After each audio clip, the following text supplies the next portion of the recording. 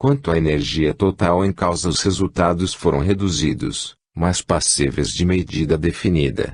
Quanto a isso, as centelhas do aparelho de Franklin também eram pequenas comparadas à energia elétrica das trovoadas. Atualmente, as experiências de PC podem comparar-se às de Franklin, mas tem-se realizado tantas pesquisas diferentes que se pode considerar firmada a realidade do efeito. Não é fácil ver exatamente como o PC pode ser a causa dos efeitos observados nos casos de relógios que param ou quadros que caem nas ocasiões de crise. Todavia, sabemos pelo menos que em experiências de PC não se produz somente efeito material objetivo. Está também em causa a influência mental subjetiva, ou, pelo menos, o efeito reveste-se de aspecto subjetivo. No mundo material, todas as faces do dado são iguais. E simplesmente um cubo, e os cubos não conhecem os números 1, 2, 3, 4, 5 e 6.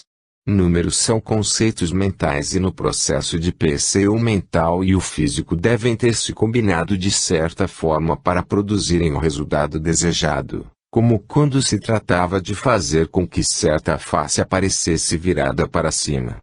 De igual maneira, para a produção de qualquer dos efeitos físicos que coincidem com as crises, quando consideradas conforme relatadas, seria necessária certa combinação de força material com inteligência. Impõe-se a necessidade de muito mais pesquisa de maior alcance quanto a PC. Até agora, por exemplo, não se conhece o efeito da distância sobre PC.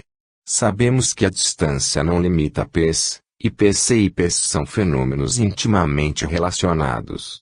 Realizaram-se muitas experiências de PC até distâncias de quase 25 metros, sugerindo, dessa forma, que tal distância não é inibidora, mas será necessário proceder a investigação muito mais ampla para ter certeza.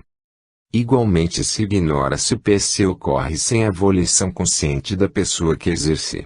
Embora se saiba que peso é operação inconsciente, em todas as experiências de PC realizadas até agora o sujeito ou pessoa responsável pelo efeito não só percebe a queda do dado mas dispõe-se resolutamente a querer que caia por certo modo. Embora não perceba se o esforço foi bem sucedido até ser possível observar o resultado, ninguém sabe se produziria qualquer efeito independentemente da vontade dele. Nos casos que estamos considerando, surge pergunta comparável à que ficou sem resposta quanto à telepatia. Aqui também duas pessoas estão em causa.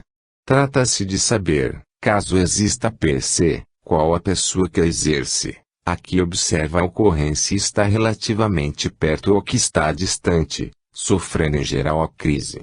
É esta que tradicionalmente se supõe ser urgente. Contudo, a priori, qualquer das duas ou ambas poderiam exercer o efeito PC. Como neste caso o observador tem geralmente maior importância do que a outra pessoa, é de notar que, se a ele cabe a iniciativa, representa o papel sem ter absolutamente consciência ou sem que suspeite. Se o evento coincide com uma crise na experiência de alguém vivo ou moribundo, em geral o observador somente poderia ter conhecimento da crise por meio de P's. Contudo, conforme sabemos, as crises de amigos e parentes são recolhidas especialmente por meio de P's, embora nos casos de P's se exprimam em sonhos, intuições e alucinações.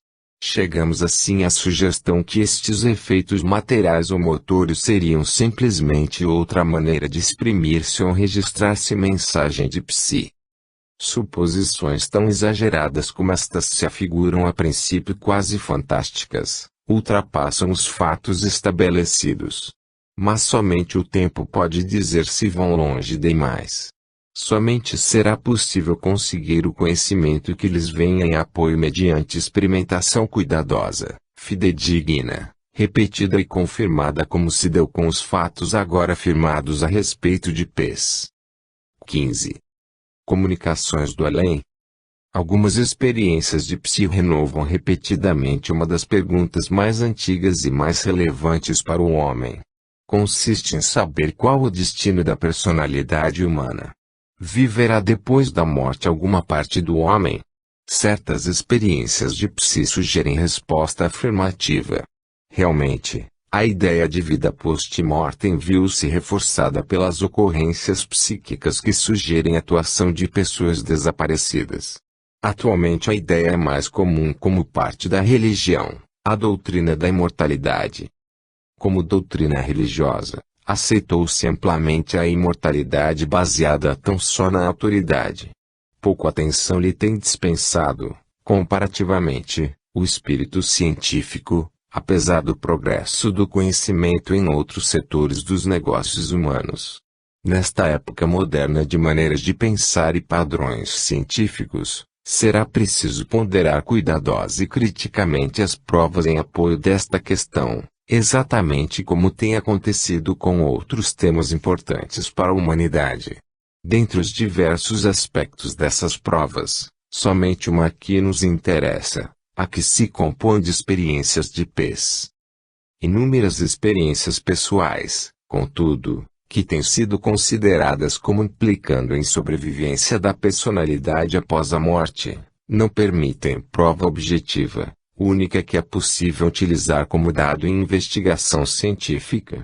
Tais experiências podem ser muito claras e convincentes para o indivíduo a quem ocorrem, mas não mostram ser impossível explicá-las segundo os processos psicológicos do próprio indivíduo.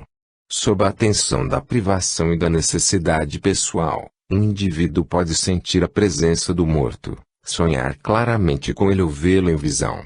Mas, se a experiência não lhe proporciona qualquer informação objetiva, em outras palavras, se não se apresenta como compreendendo psi, não terá interesse para a questão em foco. As experiências de psi que se revestem de importância neste caso são aquelas em que o morto proporciona informações objetivas.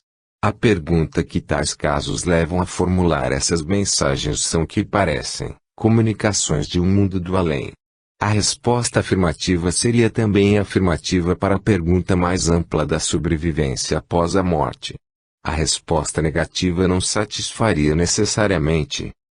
Jovem americano da Força Aérea na Segunda Guerra Mundial teve certa experiência que lhe proporcionou prova objetiva. Tinha entrado para o serviço alguns anos depois do falecimento da progenitora, sendo agora artilheiro da cauda de um B-29. Tinha voado em missões sobre a Europa e, certa noite voltava para a base depois de terminar uma missão de bombardeio. Toda a tripulação estava dormindo, menos os pilotos quando viu a mãe de pé na extremidade de uma asa do avião. Trazia um vestido branco flutuante e chamava-o pelo nome, avisando-o de perigo. Pedia-lhe que acordasse pois o perigo estava muito próximo. A voz parecia vir de longe e ecoava no sonho. Entretanto era tão realista que acordou para ver um avião alemão de combate voando diretamente por cima do B-29 fora da visão dos dois pilotos. Como o resto da tripulação estava dormindo, ninguém sabia que o inimigo ali estava. O artilheiro acordou os companheiros e fizeram bater em retirada o avião inimigo, sem que causasse qualquer dano. Ficou convencido que se não fosse o aviso por parte da mãe, nem ele nem os membros da tripulação teriam escapado. Experiências desta natureza, quando consideradas seriamente, significam que o morto, de certa maneira lá estava. Mas a descoberta da capacidade de psi complicou a interpretação dessas experiências. Prejudicou igualmente parte da prova que anteriormente se julgava ter importância para a questão. Tal prova compreende experiências que ocorrem antes ou na ocasião da morte, como no caso de certa mulher da Pensilvânia. Acordou certa noite de sonho simples mas perturbador. Eram 4 horas da madrugada quando acordou, mas o sonho era tão claro e perturbou-a de tal maneira que não pôde mais conciliar o sono. O sonho, diz ela, consistia simplesmente em ter-lhe aparecido a prima Lucille que lhe dizia ter de ir embora. Como, Lucille, você diz que vai abandonar o marido e os filhos? Disse que sim. Perguntei-lhe para onde ia, mas desapareceu da porta. Era como se alguém me houvesse acordado e levantei-me, perfeitamente desperta. Mais tarde, nesse mesmo dia, Chamaram-me para dizer que Lucille, que, tanto quanto podia saber, gozava de perfeita saúde, tinha tido um ataque e estava inconsciente. Assim ficou até morrer naquele mesmo dia. Senti como se estivesse falando com os mortos. Fiquei consternada. Estou certa que a prima queria comunicar-me que estava para morrer. Por mais significativas que sejam experiências dessa natureza, tem-se de reconhecer que não nos dizem o que acontece depois da morte, porque a pessoa, mesmo quando na crise final, ainda estava com vida. É necessário, portanto, para ter prova definitiva, procurar casos que compreendam mortos. Experiências em que apareça alguém já falecido são comparativamente raras, mas referem-se bastante frequentemente para que formem dados para estudo. Verificam-se sob formas diversas. São talvez as mais frequentes os sonhos não realistas como o do artilheiro acima referido. Conforme vimos no capítulo precedente, às vezes ocorrências materiais se associam à pessoa morta. A forma alucinatória também por vezes se apresenta, como experiência auditiva ou visual. Embora a primeira seja mais frequente, a última, nos últimos tempos muito raramente referida, é entretanto a que se menciona mais. Possível exemplo de alucinação visual ocorreu em certa família do Ohio há alguns anos. As filhas de um casal dormiam em um único quarto em camas diferentes. Uma noite, Marie, de 10 anos de idade, acordou a mãe no quarto vizinho queixando-se que a irmã mais velha, Nancy, estava de pé ao lado do leito dela sem querer afastar-se. A mãe foi ao quarto das filhas e viu Nancy dormindo na própria cama, e pensou que Marie estava inventando histórias. Dentro de algum tempo Marie voltou a acordar a mãe. Nancy estava de pé junto ao leito dela e não respondia quando lhe dirigia a palavra. De novo a mãe foi ao quarto e viu Nancy adormecida. Durante toda a noite Marie ficou falando com Nancy pedindo-lhe que fosse para a cama.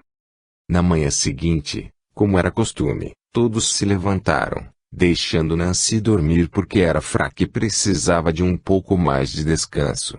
Mais tarde, quando chegou a ocasião de fazer as camas, a mãe chamou e como não obteve resposta, aproximou-se e descobriu que a filha estava morta. O médico achou que ela devia ter morrido pouco depois de deitar-se. Com o passar dos anos tornaram notórias as alucinações visuais em relação aos mortos. Sob as denominações de fantasmas, espectros ou aparições revestiram de aura misteriosa muito exagerada.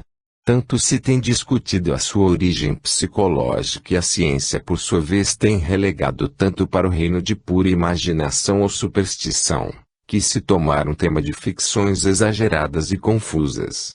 Nas mãos de autores imaginosos, a ideia de fantasmas e aparições tem conduzido a tais voos desenfreados de imaginação que esses vocábulos tomaram significados que não se ajustam bem à discussão objetiva e realista como a que estamos fazendo.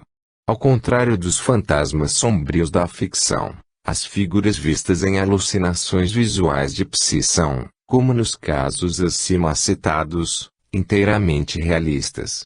Raramente demonstram a fantasia ou a dramatização que caracteriza em geral as experiências dos sonhos.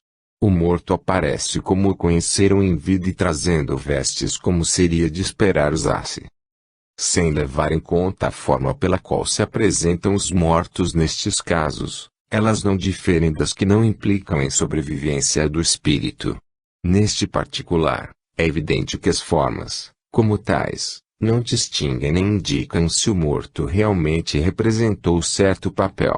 Quanto à questão de forma, o vivo poderia presumivelmente tê-la produzido, exatamente como em qualquer outra experiência de pez. Se, portanto, a forma não é a resposta, será preciso considerar vários outros aspectos das experiências por meio dos quais fosse possível conseguir elementos para formular o julgamento. Um deles talvez fosse a fantasia utilizada. Em algumas formas, especialmente em sonhos, é detalhada e abundante. Poder-se encontrar aí prova da influência dos desencarnados. Todos os sonhos significativos para esta investigação encontram-se na categoria dos não realistas porquanto alguém que morreu neles aparece, não fazendo mais parte da vida real. Verifica-se, contudo, que a fantasia utilizada varia exatamente como em outros sonhos não realistas. Em alguns casos é irreal e semelhante à fantasia, como no caso do artilheiro cuja mãe lhe apareceu na ponta da asa do avião em vestes brancas flutuantes. Em outras experiências, pode encontrar-se forma muito mais mundana e realista de fantasia, que ainda não é, sem dúvida, verdadeiro realismo. Certa senhora da Pensilvânia teve experiência destas. O pai morrera 5 anos antes ao visitar um parente de nome Ward, de quem era muito amigo. Uma noite ela sonhou que o telefone tocava e que pulava da cama para atender. Diz, uma voz que reconheci imediatamente como a de meu pai disse, alô, é você, Alice? Sim, papai. Onde é que está? Respondeu com voz feliz e alegre, aqui. Chamei para dizer-lhe que estamos esperando o ar a cada momento. Ficaremos satisfeitos em vê-lo, mas tristes pelos que deixou lá. Depois, mudando de tom, disse, como estão Billy e Jane? Meus 2 filhos, interrompeu-se a ligação, mas acordei e fiquei grandemente perturbada. Não parecia sonho. De sorte que escrevi ao meu irmão contando, e quando ele e a mulher estavam lendo a minha carta, receberam um telefonema comunicando que o Ward falecera em um hospital de Pittsburgh. Não sabia que estivesse doente. Entre os sonhos de pais não realistas não é incomum que o indivíduo fique dramatizado como se estivesse presente, sendo frequentes conversas que dão informações a quem está sonhando. Contudo, quando a pessoa representada como presente está viva, é inconfundível a dramatização do sonho, e a pessoa não participa realmente, apesar da experiência parecer convincente a quem sonhou. Certa senhora de Londres sabia que o marido, artilheiro, estava gravemente doente em um hospital da Itália.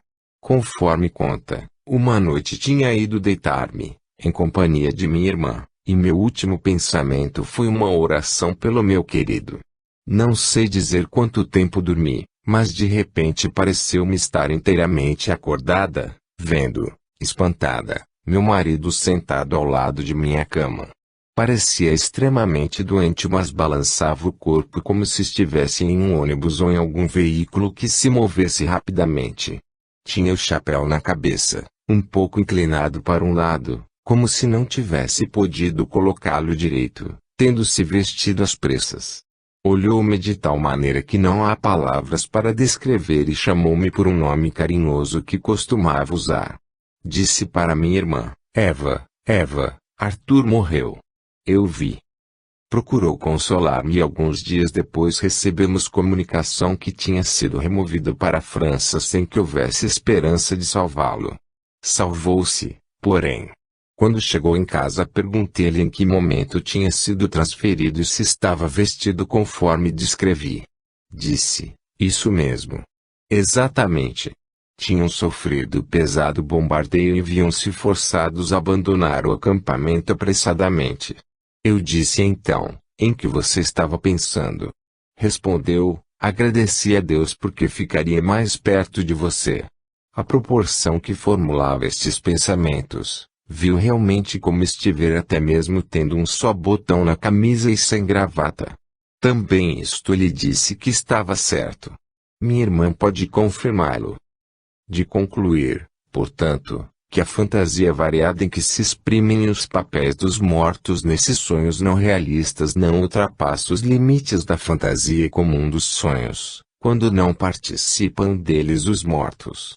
Não se pode, só por isso, supor que os mortos tenham participado, seja o sonho não realista, como no caso do artilheiro, seja realismo simulado, como na conversa pelo telefone. Todavia, por outro lado, não é possível dizer que o morto não tomou parte nessas experiências. Talvez por algum meio obscuro provocou o sonho. Afinal de contas, seria de presumir desejar se tornar conhecido a quem teve o sonho o teor respectivo. Quando prestamos especialmente atenção ao teor dessas experiências, sejam sonhos, sejam quaisquer outras formas, verificamos que é de diversas espécies. Uma das mais comuns poderia chamar-se de informação geral. Tal a mensagem da conversa pelo telefone, acima referida. Neste caso, a informação não foi solicitada, como se poderia dizer, mas mesmo que viesse como em resposta a pedido ou necessidade direta, nem por isso o morto deixa de representar papel ativo. Um rapaz de Los Angeles, depois do falecimento da mãe, achou que herdara não só o que lhe pertencia mas também algumas das obrigações humanas. Entre estas contava-se uma conhecida dipsomaníaca a quem ela havia dado ajuda e conselhos. Conforme ele diz, inúmeras vezes, já tinha perdido a paciência porque bebia e tinha outras fraquezas mais. Agora havia desaparecido depois de ter sido despedida da casa de uma família rica para a qual trabalhava. Tarde da noite, depois de ter notificado a polícia, estava sem saber o que fazer repousando por alguns instantes apoiado à balaustrada em torno do gramado do City Hall. Sem pensar, disse em voz alta, "Bem, mamãe, fiz o que pude para encontrá-la e agora já não sei onde procurá-la. Tenho muito receio que ela se suicide, pensando que todas as amigas a abandonaram agora que você se foi." Logo depois ouvi muito distintamente minha mãe dizer, "Como, Dick? Ela está ali mesmo naquele pequeno hotel." Não fiquei impressionado ou com medo. Levantando os olhos, vi o pequeno hotel a um quarteirão de distância. Perguntei na portaria pela senhora B. Estava registrada lá e veio imediatamente, pálida, mostrando ainda ter estado a chorar. Vi que estava resolvida a matar-se. "Dick, como foi que conseguiu descobrir-me ainda a tempo?" perguntou. Disse-lhe que minha mãe tinha indicado e ela sorriu e bateu com a cabeça, como se o soubesse. Tinha procurado desaparecer das vistas de todos e ninguém poderia saber onde se havia metido depois de ter sido despedida da casa onde trabalhava. As mensagens dos mortos trazem muitas vezes aviso de perigos e informações para os vivos, como no caso da mãe do artilheiro. Comumente a presença do morto parece muito real, e observam-se detalhes que, longe de serem elementos do consciente, se encontram no nível mental das lembranças esquecidas. Uma senhora, da Califórnia, comerciante e dona de casa, sentindo-se exausta, viu certa noite que precisava de um lugar tranquilo de refúgio, longe das interrupções e confusões de casa. Diz ela: "Tinha um bom livro e voltei para o escritório na fábrica em busca de paz e tranquilidade. Depois de mais ou menos uma hora senti de repente intensamente a proximidade de meu pai, embora tivesse morrido há 10 anos. Cheguei mesmo a ver-lhe as mãos expressivas e, acima de tudo, o relógio de corrente curta, a moda antiga, que não usara muitos anos antes de morrer. Ouvi-lhe também a voz empregando o meu apelido de criança dizendo, 'Girli, sai daqui depressa.' Saí rapidamente e estava no carro de volta para casa quando imaginei com que obediência imediata tinha agido. Na manhã seguinte, quando abrimos a fábrica vimos que alguém havia entrado e com um machado pesado, dos que se usam para abrir as carcaças dos bois, fizeram uma série de aberturas em lugares onde seria possível encontrar dinheiro, estando tudo também muito danificado. Conforme disse o guarda noturno, que me havia visto entrar e sair, o assaltante devia ter entrado entre a minha saída e a volta seguinte que lhe deu, quando viu um carro partir da entrada dos fundos.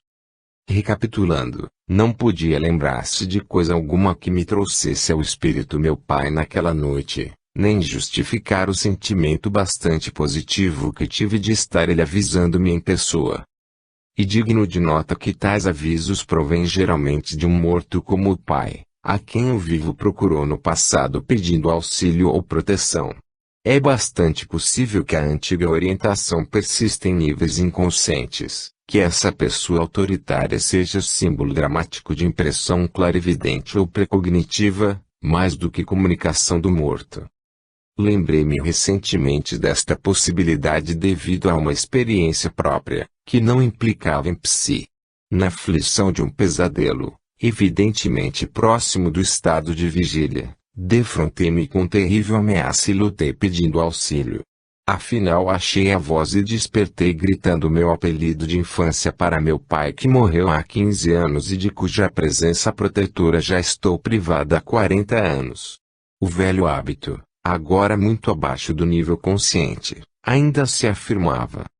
Contudo, se em tais casos percebesse o perigo está sensorialmente a própria pessoa viva, a maneira de projetá-los como provindo de protetor morto afigura-se extremamente indireta. Se, por outro lado, o morto ainda percebesse a situação de vida, seria quem desse o aviso, e assim a explicação seria mais direta. Tais questões, contudo, não se podem resolver formulando hipóteses.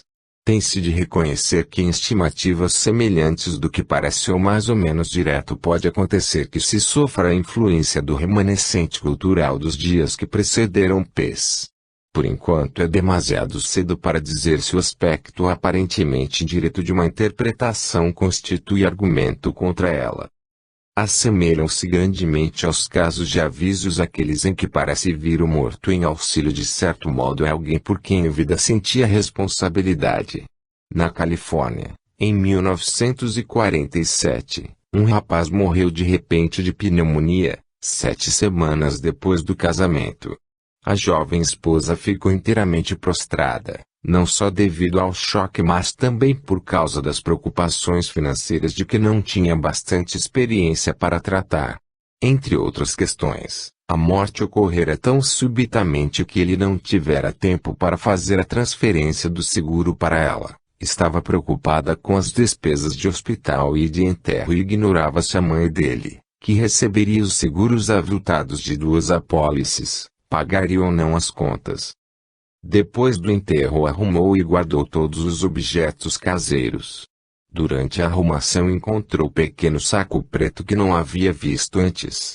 Achou que devia examiná-lo quando tivesse mais tempo.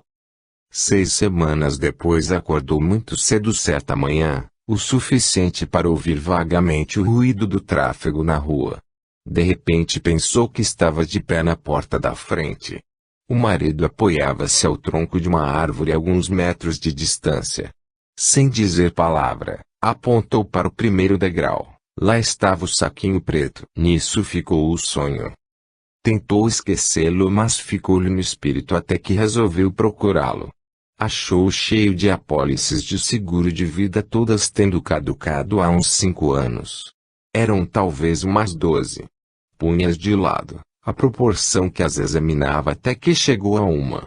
No instante em que assegurou soube que seria importante. Tinham decorrido 5 anos desde que venceram o último pagamento, mas achou que devia continuar a investigar.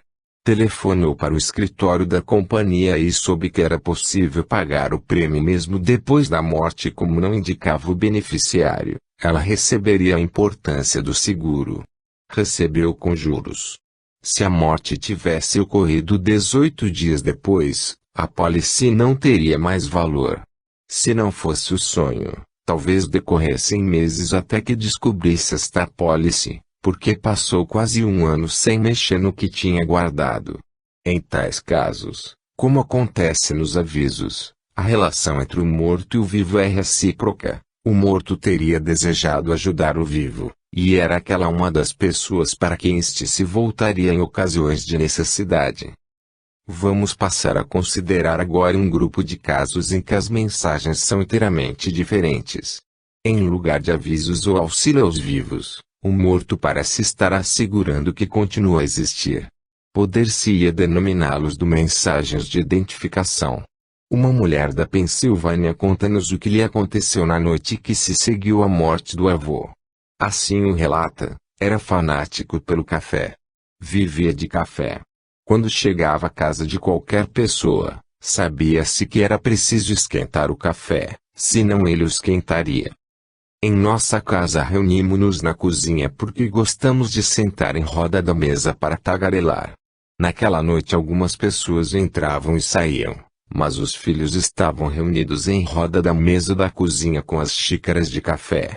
Automaticamente a tia Lois começou a preparar o café. Durante anos meu pai tinha feito café naquele bule, era um coador com o fundo de louça. Quando derramou água fervendo por cima, o coador separou-se num pulo da parte inferior e caiu longe estrepitosamente. Ficaram todos pasmos. Lois juntou novamente as duas peças, mas o mesmo aconteceu outra vez. Não foi possível preparar café nesse bule até enterrar seu avô. Em casos como este se tem de interpretar que o morto está indicando ao vivo ter sobrevivido.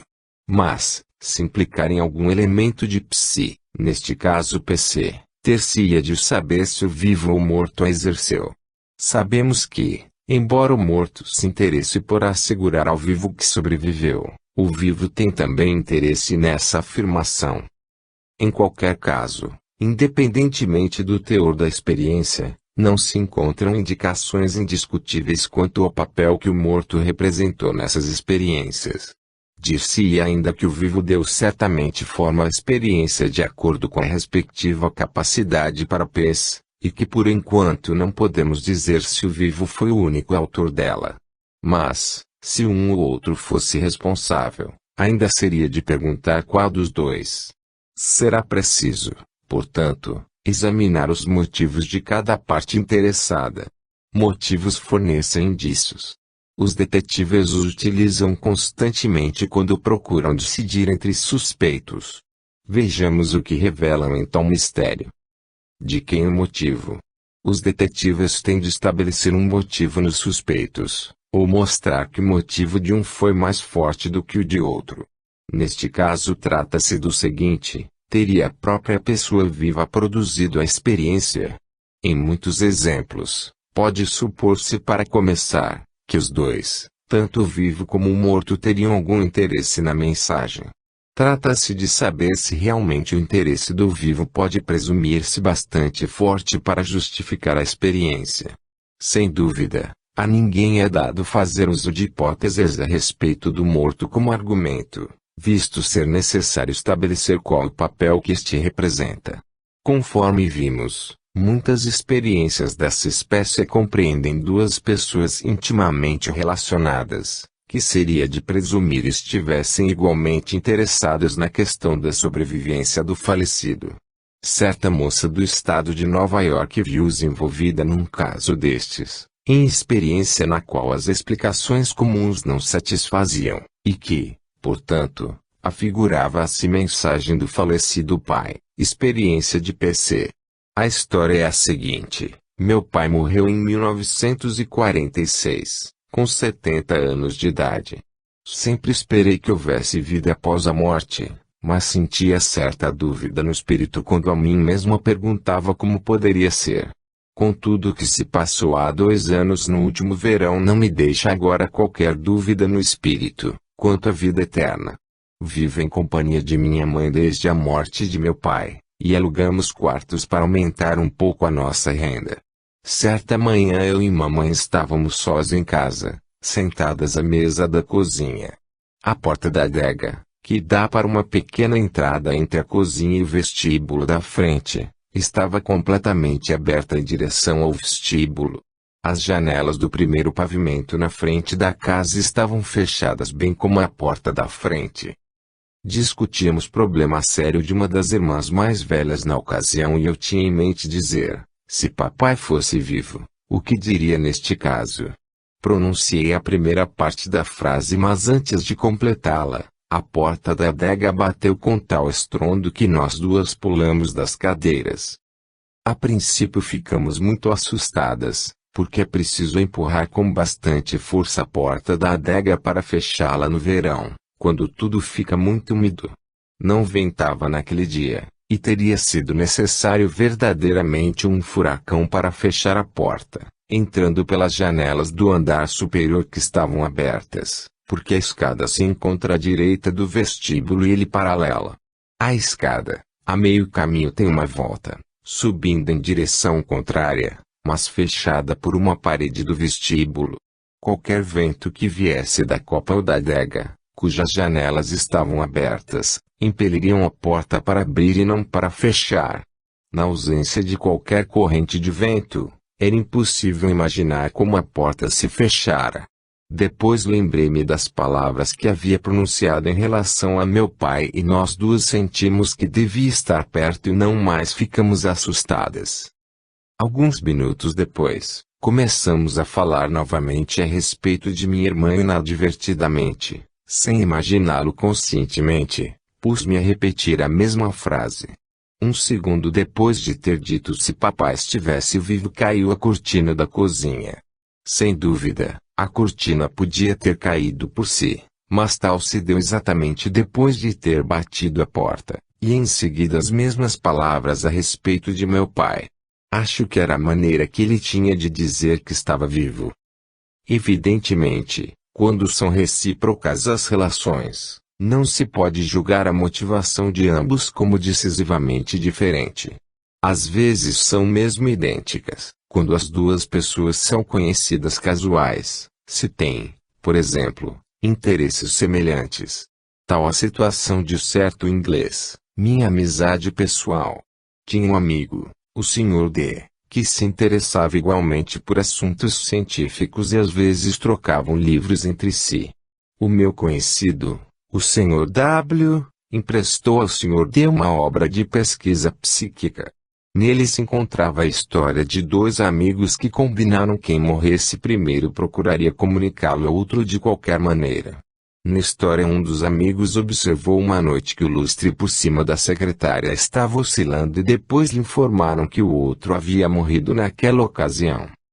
Conforme o Sr. W conta, no domingo, 29 de maio de 1932, fui à igreja pela manhã e ao sair meu amigo chegou e disse, vim trazer-lhe o livro, Herbert. Perguntei-lhe o que pensava do volume. Respondeu, achei-o bem bom. Ao que respondi, sim, mas aquela história a respeito do lustre que oscilou é um pouco difícil de engolir, porque, embora me interessasse pela ciência psíquica, sentia dificuldade em acreditar que forças psíquicas movessem objetos materiais. O Sr. D morreu de repente dentro das 24 horas seguintes. O Sr. W recebera a comunicação do falecimento somente uma hora antes, quando, na noite de 30 de maio, estava de pé diante da penteadeira, mais ou menos às 6 horas da manhã, quando ouvi um estalo e, olhando em roda, vi os dois interruptores em forma de pera que pendiam do teto sobre a cama oscilando de um lado para outro e encontrando-se dando estalo. Em repouso os dois ficam a uns 15 centímetros de distância um do outro. Tentei uma explicação natural batendo portas, etc., mas nada que fizesse provocava neles mais do que tremor imperceptível. Tenho grande prevenção com explicações psíquicas, mas parece-me que seria a maneira única de explicar os fatos desta ocorrência. Que dizer dos motivos comparáveis ao interesse dos dois, em ter algum sinal do além? Neste caso deve supor-se o interesse do vivo não menor do que o do morto.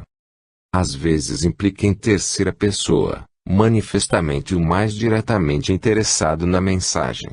Poderá estar igualmente relacionada às outras duas ou, mais significativamente em nossa investigação atual, alguém mais íntimo do morto do que observador vivo. Larry e Violette, jovem casal de Nova York, tinham se namorado durante alguns anos. Larry adoeceu e morreu. Não houve compromisso formal e embora a mãe de Larry tivesse encontrado Violette no enterro, estava absorvida pela própria dor e só veio a ouvir falar da moça certa noite, 3 meses depois quando passou por estranha experiência. Às 3 da madrugada de um domingo pensou que o filho estivesse na porta do quarto pedindo-lhe que ajudasse Violette, que estava em dificuldades. A senhora M, muito aflita, esperou até que amanhecesse, telefonando à moça às 7 horas, dizendo quem era e perguntando se estava bem. Violette não respondeu, de sorte que a senhora me disse que lhe comunicasse se tivesse alguma necessidade e, achando estranho não ter tido resposta, desligou. Algumas semanas depois a mãe de Violette telefonou dizendo que ela e a filha gostariam de visitá-la. Vieram e disseram o que acontecera. Violette desmaiara quando atendeu ao telefone naquela manhã. Quando Larry lhe fazia corte, sempre a acompanhava até a porta do apartamento, mas, depois que ele morreu, ela começou a chegar tarde em casa, mesmo depois de parar o elevador, meia-noite. Na noite da inquietação, chegou em casa às 3 da madrugada, hora em que Larry apareceu à mãe. O elevador não funcionava e ela teve de subir pelas escadas. Atacaram-na no segundo andar e a violentaram. Não pôde suportar o telefonema da senhora M de manhã e desmaiou. Mas não disse aos pais o que lhe havia acontecido. Agora, muito mais tarde, que o resultado era certo, contou a mãe. Fizeram a visita porque Violette precisava de quem a auxiliasse e não sabia a quem recorrer. A senhora M sentiu que era impossível deixar de atender ao pedido do falecido. Levou Violette uma parteira. E assim ajudou-a conforme o filho tinha pedido. Naturalmente, é difícil resolver quanto à origem da mensagem em casos tais. O peso do motivo parece estar fortemente do lado do morto. Mas o vivo também teria com certeza interesse até certo ponto. Seria bastante forte. Às vezes a relação é tal que o receptor vivo não tem qualquer relação com uma terceira pessoa a quem a mensagem se dirige. Esta vem, portanto, de maneira indireta, na qual qualquer motivação que a pessoa viva tivesse não seria evidentemente de ligação emocional. Um senhor que era estudante de Direito na Universidade de Columbia em 1912 diz, estava praticamente quebrado. Escrevi a meu pai pedindo um empréstimo. Estava ampliando o negócio e, no momento, não tinha recursos. Mandou-me, entretanto, uma coleção de moedas antigas que herdara do pai, dizendo que talvez eu fosse capaz de levantar dinheiro sobre elas. Precisava de $35 e procurei a antiga loja de moedas no centro. Mostrei a caixa de moedas, que o dono da casa examinou por 2 vezes, emprestando-me o dinheiro. Ele embrulhou e lacrou a caixa, mas não me deu qualquer recibo e separei-me dele das moedas para todo sempre. Quando voltei para resgatar as moedas, não estava mais lá, ninguém o conhecia e minhas cartas foram devolvidas. Meu pai escreveu me recomendando que não mencionasse a perda da família, dizendo também que nada dissera. Casei-me, exerci a profissão e não discuti este assunto com pessoa alguma. Mas estava profundamente preocupado e imaginava fazer um fundo para distribuir às minhas irmãs, quando ele falecesse, o que ocorreu em 1924. Pouco depois do enterro recebi uma carta de uma senhora do estado de Washington que tinha servido temporariamente como estenógrafa em meu escritório alguns meses antes. Dizia não compreender, mas queria contar-me um incidente. Na noite precedente, apareceu-lhe em sonho um senhor idoso, dizendo-se meu pai. Era baixo e reforçado, calvo, tinha bigodes longos e parecia-se muito comigo. Pediu-lhe que ouvisse, dizendo que tinha procurado enviar-me uma mensagem e não podia. Sabia que ela me conhecia e pedia-lhe que me dissesse da parte dele, não se preocupe com as moedas, que eu havia de compreender. Meu pai sempre trouxe bigodes longos, tinha só 1,60 metros de altura, era espadaúdo e forte. A mensagem dele significava muito para mim na obrigação que tinha em relação a minha mãe e irmãs, em problema que não sabia como resolver, mas que era preciso resolver para ter tranquilidade de espírito e de consciência. Como podia esta senhora ter descrito meu pai, transmitindo o aviso para que não me preocupasse com as moedas? O único assentamento que eu tinha era o nome e o endereço do lugar onde as tinha deixado. Continuando a discutir este assunto, às vezes acontece que a relação ainda é mais remota, porque a pessoa que recebe a mensagem talvez nem mesmo tenha qualquer ligação direta com o morto. Uma senhora da Califórnia que possuía um casal de cachorros de puro sangue mandava às vezes as crias a um canil situado a certa distância na parte sul do estado. Embora tivesse trocado correspondência várias vezes com os donos do canil, não os tinha nunca encontrado. Certa noite, contudo, sonhou, conforme diz que, estava andando no meio de pessoas que pareciam muito felizes quando um homem se aproximou e segurou minha mão. Ria e mostrava-se muito satisfeito por ver-me. Disse: sempre desejei encontrá-la, porque aprecio muito as suas cartas. Disse-lhe: não o conheço, parece-me. Respondeu: conhece sim, por causa dos cachorrinhos. Lembra-se? Os cachorrinhos. Disse-lhe: não sei o que quer dizer com os cachorrinhos.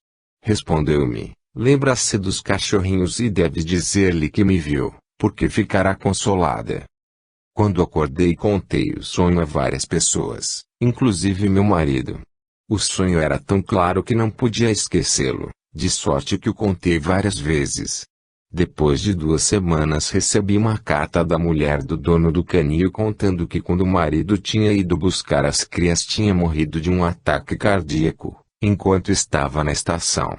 Antes de sair de casa não se sentira bem, mas dissera ser preciso ir buscá-los. Escrevi-lhe a respeito do meu sonho, descrevendo um homem que falou comigo. Tanto ela como o filho me responderam dizendo que o homem do meu sonho era o marido e o pai, sem dúvida alguma. Sem dúvida alguma, também, o falecido neste caso teria motivo mais imediato e mais forte para transmitir a mensagem do que quem teve o sonho. Contudo, teria sido motivo dela bastante forte para fazer com que tivesse esse sonho não realista. Nos casos precedentes, vê-se que a força dos motivos pessoais dos vivos varia grandemente. Quase nunca é possível dizer que o indivíduo não teve motivo para a experiência, embora em alguns casos seja evidente que o motivo não era forte. Mas se nos lembrarmos da tendência ao alcance livre de alguns espíritos para receberem informações de pés, torna-se evidente que pelo menos certas pessoas passam por experiências de pés sem forte motivação, bem como em certas ocasiões são capazes de colher informações de série praticamente limitada de fontes. Nesse sentido, nos casos de motivo evidentemente fraco por parte da pessoa viva, ainda não é possível dizer finalmente se seria ou não capaz de obter essa informação e dramatizá-la sob a forma que assumiu na experiência. Não precisava ter um fator e a influência do falecido poderia ter sido esse o fator. Mas, embora em certos casos a atuação do espírito se afigure ter sido fator importante, a comparação dos motivos deixa a questão sem solução, porque não é possível, em experiência alguma, dizer que somente o morto tivesse tido qualquer motivo para transferir a informação. Tem-se referido alguns casos em que certa circunstância especial parece vir em apoio da possibilidade de ter sido morto parte ativa. Um caso desses ocorreu a uma senhora canadense de minhas relações e ao filho Ned, de 21 anos, que morreu repentinamente em um acidente. Durante algum tempo depois da morte, a mãe teve sonhos em que ele aparecia. Depois a irmã Ethel começou a vê-lo como se vivo estivesse em sonhos. Uma noite, a mãe que estava deitada, mas acordada, pensava nele e na possibilidade de mandar-lhe uma mensagem por meio de telepatia conforme pensava que ele estivesse fazendo para com elas. Procurava imaginar qual a mensagem a mandar que fosse bastante importante de sorte a penetrar no grande silêncio. De repente soube exatamente como deveria ser. Desejara dizer-lhe depois que se fora como lastimava não ter podido despedir-se dele beijando-o. Resolvi concentrar-me nisto e mandar-lhe um último beijo, de sorte que excluindo do espírito qualquer outro pensamento procurei formular a mensagem. Em seguida, num momento de entusiasmo esperançoso pedi-lhe que me mandasse um beijo se recebesse o meu. Logo que assim o fiz, achei que era pedido bastante tolo. A maneira única de que dispunha para mandar-me um beijo seria em um sonho e então eu pensaria que o tinha preparado no meu próprio subconsciente. Pedir o impossível, de sorte que o afastei de espírito pensando, é isso mesmo. Alguns dias depois, mas dentro da semana, Ethel veio procurar-me para dizer que tivera outro sonho da série. Por acaso, não tinha contado a ninguém a minha experiência e na realidade não tinha mais pensado nela. Imagine-se a minha surpresa quando Ethel disse, e muito engraçado. Sempre que tenho sonhando com ele aparece, abraça-me e beija-me. Mas desta vez voltou-me às costas e a beijou. Fiquei sentida e disse, como, Ned, não vai beijar-me? Ele riu loucamente, chegou perto de mim e me beijou também. Naturalmente, fiquei forçosamente impressionada com esta resposta que me vinha assim por maneira indireta. Era meio hábil de contornar a dificuldade. Ela não sabia que recebia mensagem especial para mim, e, além disso, o intervalo de vários dias fazia supor que não tivesse recebido mensagem telepaticamente de minha parte, mas viajara por algum caminho indireto através de outros intermediários. Notava-se também outro fato interessante. Ethel mencionara ter ficado intrigada com a risada de Ned, tendo se ressentido, porque nada havia de engraçado em ter ele deixado de cumprimentá-la. Para mim, a risada dele referia-se à parte mais acentuada do sonho. Se tivesse recebido do meu espírito material para o sonho, a parte que era tão clara para mim não seria tão obscura para ela, o que parece bastante evidente. Além disso, ela reconheceu o sonho como sendo um da série porque a tranquilizava quanto ao problema imediato de interesse dela. Não lhe ocorreu conter qualquer comunicação especial para mim até que lhe disse. Nunca mais tentei qualquer outra experiência semelhante, por ter transmitido a única mensagem que senti a necessidade real de levar a termo. Neste caso, embora não seja possível distinguir entre a intensidade do motivo da mãe e do filho, ou da filha e do filho, o processo por meio do qual os vivos poderiam ter produzido o efeito complica-se com a introdução de terceira pessoa, a irmã do falecido. Desse modo inclina-se a balança a favor dele, sem excluir em absoluto os vivos. Outra circunstância capaz de inclinar a balança de situação equilibrada consiste na introdução na mensagem de algum elemento com que o vivo não está ou pensa não estar familiarizado. Tais elementos, se suficientemente bons, acresceriam outro aspecto por meio do qual seria possível procurar distinguir entre os papéis representados pelos vivos e pelo morto. Uma senhora do Connecticut teve sonho muito realista a respeito do pai, que falecera uma semana antes. De fato, foi tão real que depois não podia acreditar fosse sonho. Pelo menos, quando acabou, estava sentada na cama e sentia-se toda fria.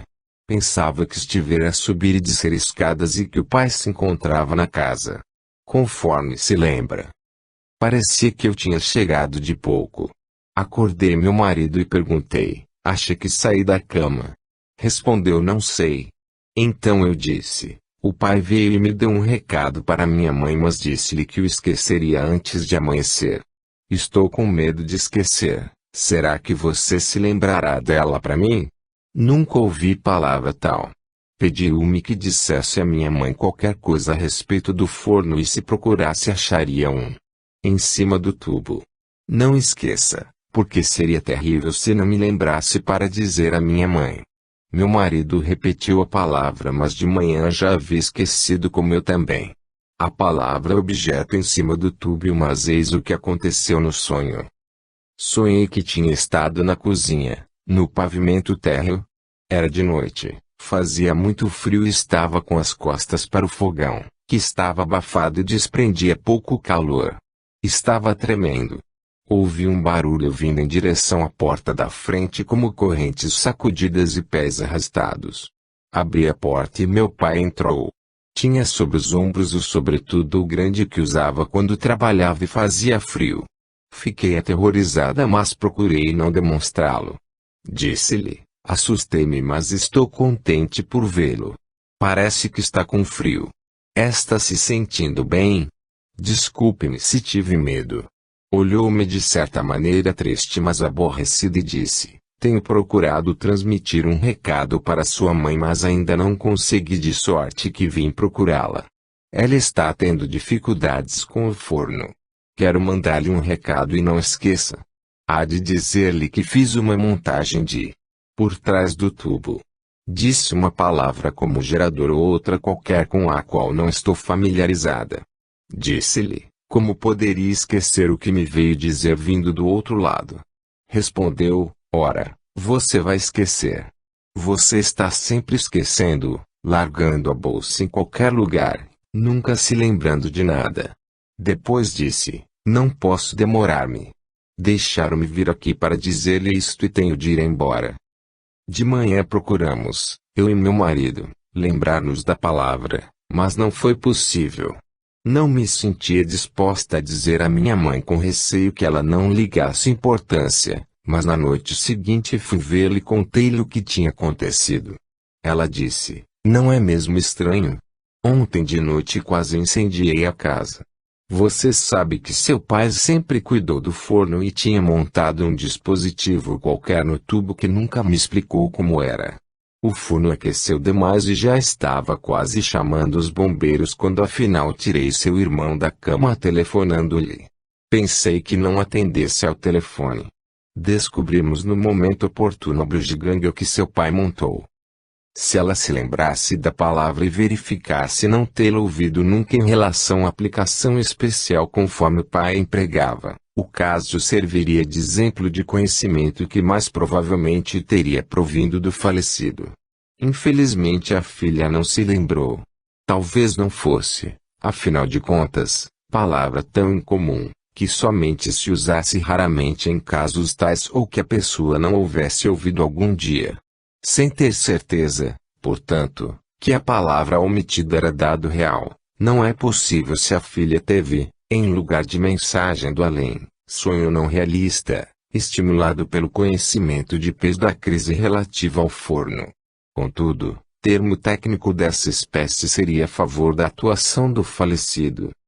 Poucos incidentes, muito poucos mesmo, registram-se de crianças que tenham recebido mensagem de algum morto.